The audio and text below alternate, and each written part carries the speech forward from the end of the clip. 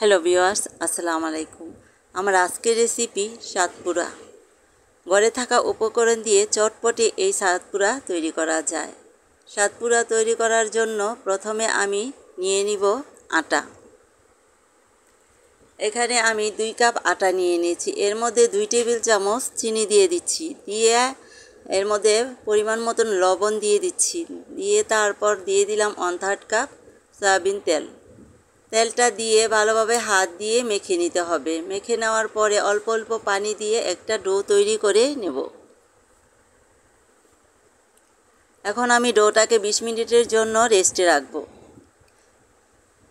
20 মিনিটের জন্য রেস্টে রেখে এখানে আমি একটা মিশ্রণ তৈরি করব। এখানে আমি তেল নিয়েছি, তেলের সাথে দিয়ে দিচ্ছি 2 টেবিল চামচ পরিমাণের কর্নফ্লাওয়ার। দিয়ে এটাকে একসাথে মিশিয়ে নিব। এখন আমি এই যে আগে থেকে যেই ডোটা তৈরি করে রেখেছি এই থেকে লিচি কেটে নিয়েছি, ছোট ছোট রুটির আকারে তৈরি করে নিচ্ছি। তো এই যে রুটি তৈরি করে এর ওপরে ওই যে মিশ্রণটা কর্নফ্লাওয়ারের আর তেলের মিশ্রণটা দিয়ে দিচ্ছি। দিয়ে একে একে রুটিগুলো দিয়ে দিচ্ছি। সবগুলো রুটি এভাবে দিয়ে বেলুন দিয়ে আবারও একটু রুটি শেপ দিয়ে নিব। তারপরে এটাকে কেটে সাতপুরার শেপ দেওয়ার জন্য এভাবে কাটার দিয়ে কেটে এখন আমি সাতপুরার শেপ দিয়ে নিব। তো দেখতেই পাচ্ছেন এই যে আমি সবগুলো শেপ দিয়ে নিয়েছি। এবার আমি একটু হাত দিয়ে ছড়িয়ে তারপরে বেলুন দিয়ে এভাবে বেলে নিচ্ছি।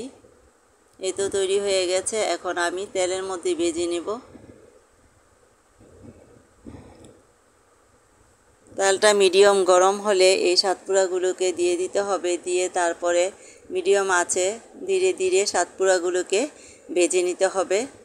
তো দেখতেই পাচ্ছেন কতটা ক্রিস্পি মুচমুচে এই সাতপুরা। একে একে সবগুলো আমি এইভাবে করে ভেজে নিব। এই তো হয়ে গেছে আমার সাতপুরা ভাজা। দেখুন কতটা ক্রিস্পি মজাদার এই সাতপুরা। ঘরে থাকা উপকরণ দিয়ে চটপটে তৈরি করে নিলাম।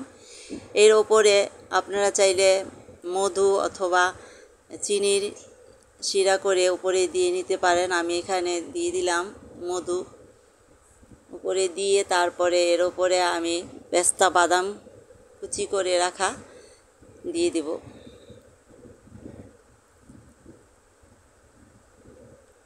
তো এখানে আমি মধু দিয়েছি, আপনারা চিনিটাকে গলিয়ে শিরা করে তারপরে এর উপরে দিয়ে দিতে পারেন। আবার এমনিতেও খাওয়া যায়। তো চটপট করে তৈরি করে নিলাম এই যে সাতপুরা। খুবই মজার এই সাতপুরা। আপনারাও বাসায় তৈরি করবেন। ভালো লাগলে লাইক কমেন্ট শেয়ার করবেন, চ্যানেলটাকে সাবস্ক্রাইব করবেন। এবারের মতো বিদায়। আল্লাহ হাফেজ।